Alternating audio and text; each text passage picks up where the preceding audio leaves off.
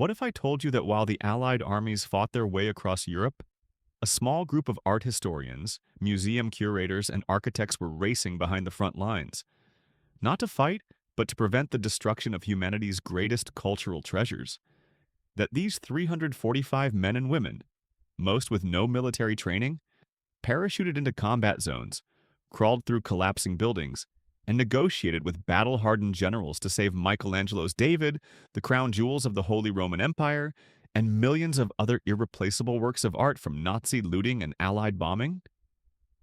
That Hitler had a secret plan called Sonderauftrag Linz to create the world's greatest museum filled with stolen masterpieces, and stopping it required convincing commanders to risk soldiers' lives for paintings?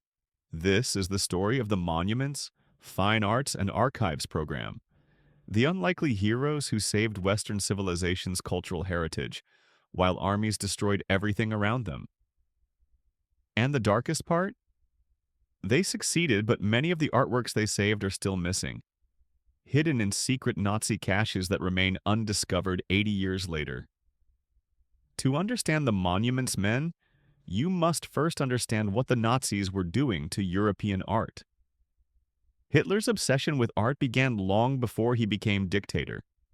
In his youth, he'd been a failed painter, twice rejected by the Vienna Academy of Fine Arts. This rejection shaped his worldview. He believed modern art was degenerate, that true art reflected racial purity and classical ideals, and that Germany's cultural destiny required assembling the world's greatest art collection. When the Nazis came to power in 1933, they immediately began systematically reshaping Germany's cultural landscape. The Degenerate Art Campaign. In 1937, the Nazis opened the Degenerate Art Exhibition in Munich, a propaganda display of modern art they deemed culturally corrupt. Works by Picasso, Van Gogh, Kandinsky, and other modernists were displayed as examples of Jewish Bolshevik cultural pollution. Over 2 million people visited the exhibition, ironically far more than attended the approved German art exhibitions. Afterwards, over 20,000 works of degenerate art were confiscated from German museums. Some of this confiscated art was sold to foreign buyers to raise foreign currency for the regime, traded to collectors for acceptable German art, burned in public bonfires in Berlin, approximately 5,000 paintings and sculptures destroyed in 1939. The looting machine. As Germany conquered Europe between 1938 and 1942, the Nazis established the most systematic art looting operation in history. Multiple competing agencies plundered occupied territories. The Einsatzstab Reichsleiter Rosenberg, ERR. Alfred Rosenberg's agency confiscated Jewish-owned art collections throughout occupied Europe. They processed approximately 21,903 art objects from France alone, including works by Rembrandt, Rubens, and Vermeer. Sonderauftrag Linz, Special Mission Linz. Hitler's personal art collection project, planning to create a Führer Museum in Linz, Austria, his hometown. Hitler personally reviewed photographs of looted art and selected pieces for his planned museum. Göring's personal collection. Hermann Göring used his position to amass a personal art collection, rivaling the world's greatest museums. Approximately 1,500 paintings, including works by Vermeer, Cranach, and Van Dyck. The looting followed systematic procedures. 1. Identify Jewish collectors, museum collections, and church treasures. 2. Seize the art under various legal pretexts: abandoned property, state security, cultural preservation. 3. Catalog and photograph everything. 4. Transport to Germany. 5. Distribute to Nazi leaders, approved museums, or designated storage facilities. By 1944, an estimated 5 million cultural objects had been stolen by the Nazis, the largest art theft in history. In 1943, as Allied forces prepared to invade Europe, a group of art historians and museum directors recognized a coming catastrophe. The liberation of Europe would be violent. Cities would be bombarded. Buildings containing irreplaceable art would be destroyed. Soldiers focused on winning battles wouldn't prioritize protecting cultural treasures. And if the Nazis had hidden their looted art in mines, castles, and secret storage facilities across Europe, finding and recovering it would require expertise the military didn't possess. George Stout, a conservator at Harvard's Fogg Museum, wrote to military officials proposing the creation of specialist units trained to identify and protect cultural monuments in combat zones, advise military commanders on avoiding cultural damage, track down and recover Nazi looted art, restore and preserve damaged cultural property. The proposal initially received pushback. Military officers questioned why soldiers should risk their lives for paintings when human lives were at stake. But President Roosevelt, himself an amateur historian and art enthusiast, supported the idea. In June 1943, the Monuments, Fine Arts, and Archives (MFAA) program was officially established. The MFAA recruited specialists from museums, universities, and archives, museum directors and curators, art historians and archaeologists, architects and structural engineers, archivists and librarians, conservators and restoration specialists. These weren't soldiers, they were scholars, many in their 40s and 50s, physically unfit for combat duty. They'd spent their careers in libraries, museums, and universities. Now they'd be operating in war zones. The training the MFAA officers, nicknamed Monuments Men, received minimal military training. Basic military discipline and protocol, how to read military maps, how to operate military vehicles, how to use military communications equipment, how to wear a uniform without embarrassing themselves. They were not trained in combat, weapons handling, first aid, survival skills. They'd be operating near front lines, but they weren't combatants. Their weapons were knowledge, persuasion, and stubborn dedication to protecting art. By D-Day in June 1944, only about a dozen Monuments Men were ready to deploy. More would arrive throughout 1944 and 1945, eventually totaling 345 men and women from 13 nations. As Allied forces advanced through Europe, the Monuments Men followed immediately behind the front lines. Their mission was simultaneously simple and impossible. Prevent Allied forces from unnecessarily damaging cultural sites. Mark important monuments so artillery wouldn't target them. Assess damage to cultural property after battles. Search for Nazi-looted art. Protect museums, libraries, and churches from looting by Allied soldiers. The challenges. Military indifference. Combat commanders prioritized winning battles, not protecting art. When Monuments Men requested that artillery avoid hitting a medieval cathedral, officers often responded, "That cathedral is providing cover for German snipers. We're shelling it." The Monuments Men had to negotiate, persuade, and sometimes appeal to higher command to convince officers to adjust tactics to protect cultural sites. Some commanders were sympathetic. Eisenhower issued orders that cultural preservation should be prioritized when militarily feasible. But when militarily feasible often meant never, because everything was subordinated to military necessity. Lack of resources. The Monuments Men had no dedicated transportation. They hitchhiked with military units or drove borrowed jeeps. No dedicated support staff. They worked alone or in pairs. Minimal supplies. They scrounged materials from military stores or local sources. No authority to order anyone to do anything. They could only request and persuade. One monuments officer, Walker Hancock, described arriving in a newly liberated Italian city. "I had a jeep with a broken axle, a notebook, and a camera. The cathedral had been hit by artillery. The roof was collapsed. Priceless frescoes were exposed to rain. I needed scaffolding, tarps, restoration materials. I had none of these. I spent 3 days convincing a military engineering unit to lend me supplies they needed for bridge repair. They finally agreed because the engineer commander's grandfather had been Italian." The scope of damage. Every day brought new discoveries of destruction.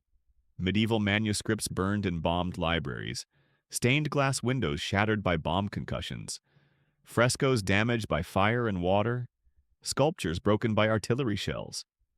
Historic buildings collapsed into rubble. The Monuments Men couldn't save everything. They had to triage, deciding which sites were most important, which could be stabilized quickly, which had to be left for future restoration.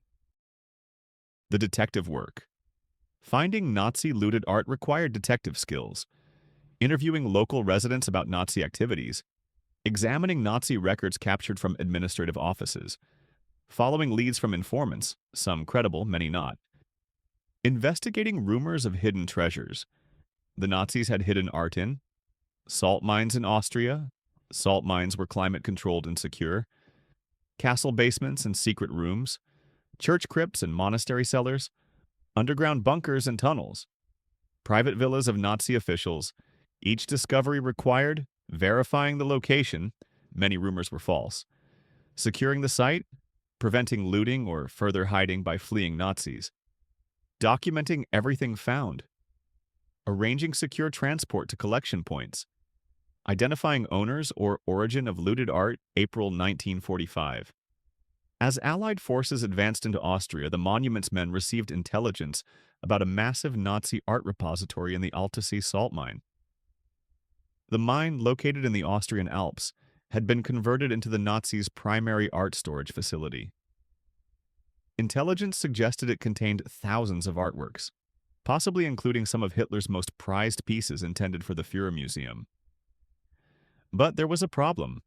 As German forces retreated, SS officers had orders to destroy everything rather than let it fall into Allied hands. The discovery. Monuments officers George Stout and Robert Posey, along with Lincoln Kirstein, who would later found the New York City Ballet, reached Altusee on May 5, 1945. What they found inside the mine was staggering. Over 6,500 paintings, including works by Michelangelo, Vermeer, Rembrandt, and Rubens. The Ghent altarpiece, one of the most important artworks in Western civilization. Michelangelo's sculpture, Madonna of Bruges, the crown jewels of the Holy Roman Empire. Thousands of drawings, prints, and manuscripts. Sculptures, tapestries, and decorative arts, the total value was incalculable. This represented perhaps 10% of all the art the Nazis had stolen. The bombs. But there was an immediate crisis. The Monuments Men discovered that SS officers had placed 500-kilogram bombs throughout the mine, with orders to detonate them, collapsing the tunnels and burying everything forever. The bombs were connected to detonators. The SS had planned to trigger them as they retreated.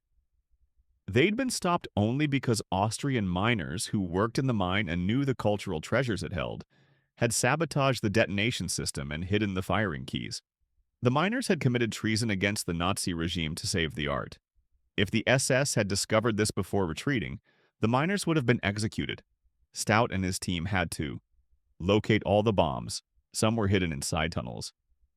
Disarm them. None of the Monuments Men were explosives experts, but Army engineers helped. Secure the mine against potential sabotage attempts by fleeing SS. Begin the massive task of documenting and removing the artwork. The recovery. Removing the art from Altusee took months.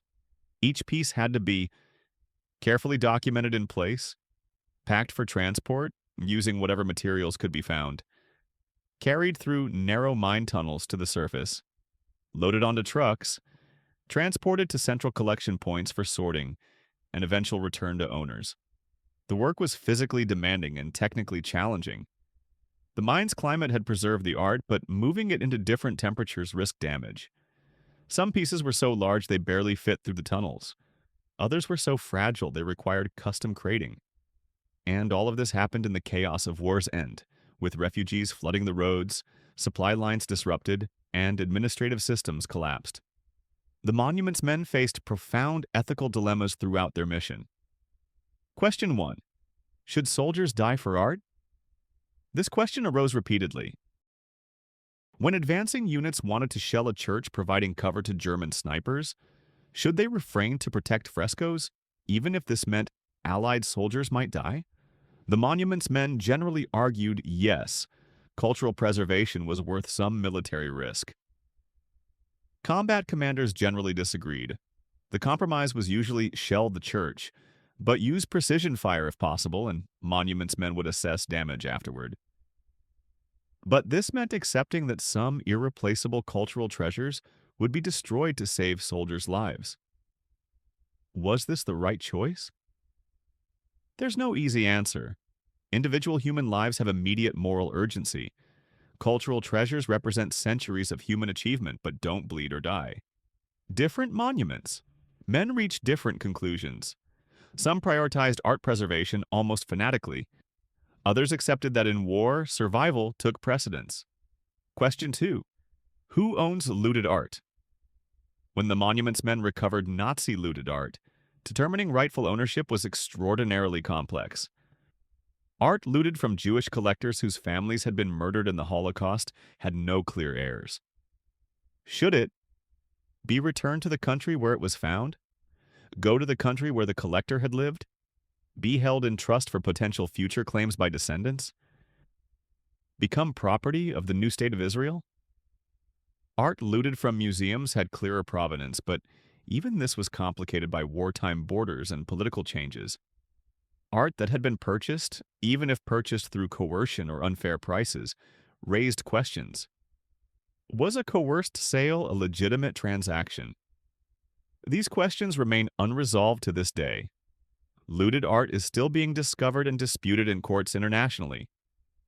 Question 3. Should art return to Germany? Some recovered art had been stolen from German museums by the Nazis themselves, the Degenerate Art Campaign. Should this be returned to Germany, given that Germany had started the war and conducted the looting? The monuments men argued yes, art should be returned to its rightful owners regardless of their nationality. Collective punishment of German culture would make the Allies no better than the Nazis. Not everyone agreed. Some Allied officials wanted to keep German art as war reparations or destroy it as punishment. Ultimately, most art was returned to German museums, though significant quantities were retained by the Soviet Union, which claimed them as compensation for Nazi destruction of Soviet cultural property. Question 4. What takes priority? Art or records? The monuments men's mission included both art and archives. But archives took up enormous space, required extensive processing, and often seemed less important than masterpiece paintings. When transportation was limited, should they prioritize removing a Rembrandt or preserving 1,000 documents detailing medieval trade records? The answer affected historical understanding for generations. Art that was lost could never be replaced. But historical records, once destroyed, eliminated entire bodies of knowledge about the past.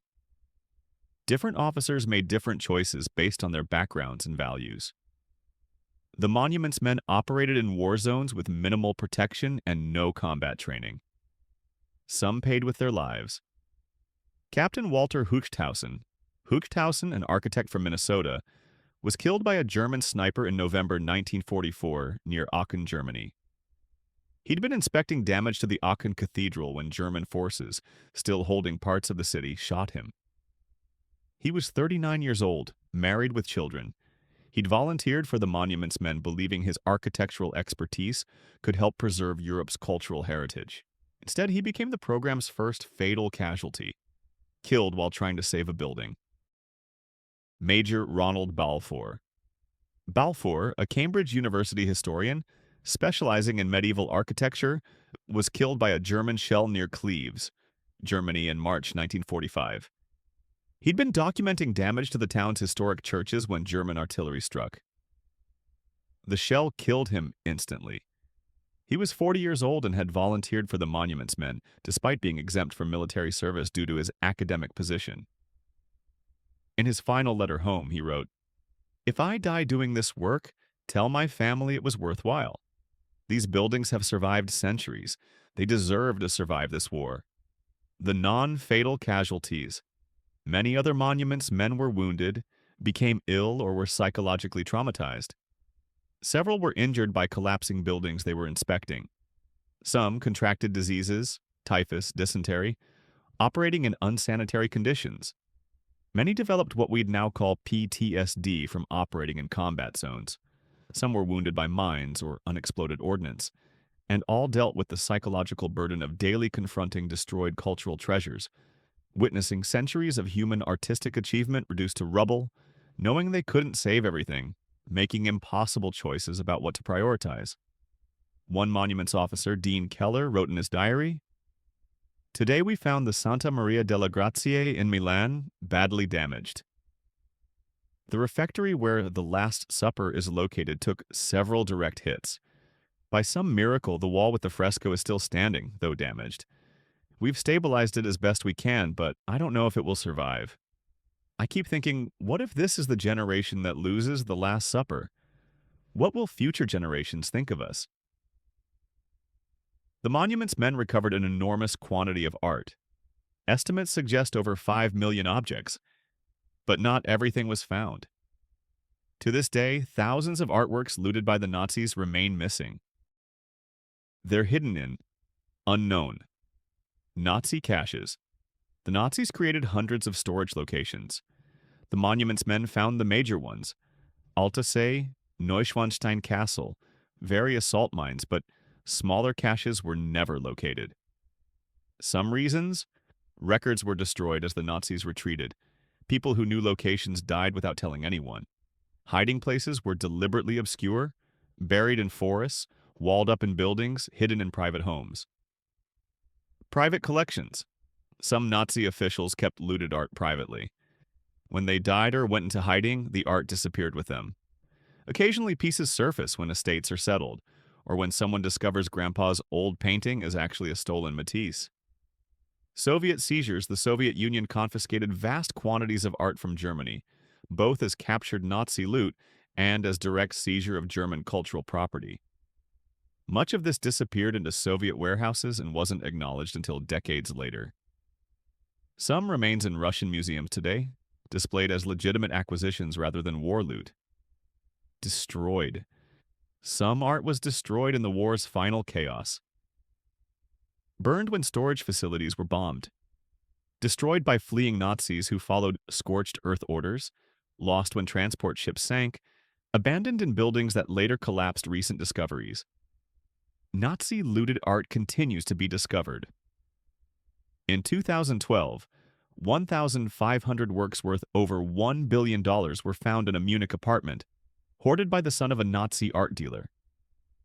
In 2015, a stolen Monet was discovered in a Texas auction. In 2019, a looted Klimt was identified in the Italian museum. Discoveries happen annually as researchers cross-reference databases of looted art with museum collections and auction records. Each discovery raises questions. How many more pieces are still hidden? Who currently possesses them? Will they ever be returned? The Monuments Men's mission raises fundamental questions about cultural preservation and warfare. Was their mission worth the cost?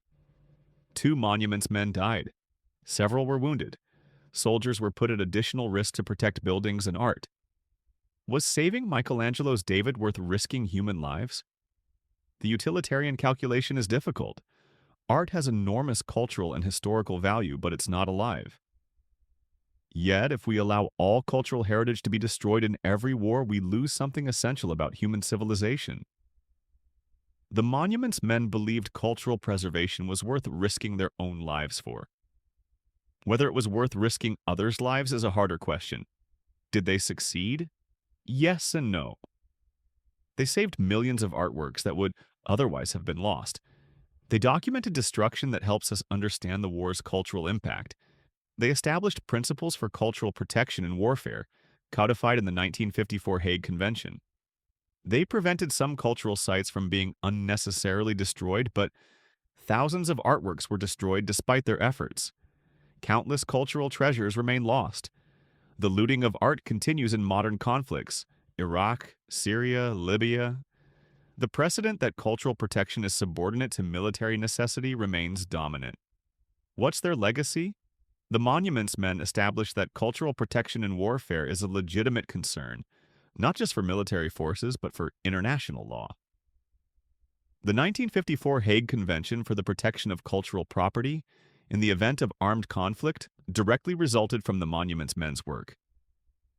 This convention requires safeguarding cultural property from destruction, respecting cultural property even when military targets are nearby, prohibiting looting and appropriation of cultural property, prosecuting violations as war crimes. But enforcement is weak. Cultural sites continue to be destroyed in modern conflicts, and prosecutions for cultural destruction remain rare. The unresolved questions. Thousands of looted artworks remain missing. Will they ever be found? Museums worldwide hold art of questionable provenance. Should all collections be audited? Many looted works are in private hands. How can they be identified and returned? Cultural property taken by the Soviet Union remains in Russia. Will it ever be repatriated? These questions remain unresolved 80 years after the war's end. Today, you can visit museums across Europe and see artwork saved by the Monuments Men. The Ghent altarpiece, recovered from Altosi, is back in St. Bavo's Cathedral in Belgium. Michelangelo's Madonna of Bruges, also recovered from Altosi, is in the Church of Our Lady in Bruges. The crown jewels of the Holy Roman Empire are displayed in the Hofburg Palace in Vienna. Thousands of other works hang in museums where they belonged before the war, their wartime journeys marked by small plaques acknowledging their recovery by the Monuments Men. But walk through these museums and you'll also see gaps. Empty spaces where paintings once hung, pedestals without sculptures, collections with missing pieces. These gaps represent the art that's still missing, the paintings hidden in unknown Nazi caches, the sculptures destroyed in the war's final chaos, the cultural treasures that were lost forever. The Monuments Men weren't soldiers in any conventional sense. They were art historians who learned to wear uniforms, museum curators who hitchhiked through war zones, architects who crawled through bombed buildings. They carried cameras and notebooks instead of rifles. Their weapons were expertise and persuasion. Two of them died doing work that many people didn't think was worth doing at all. But they saved Western civilization's cultural heritage from destruction.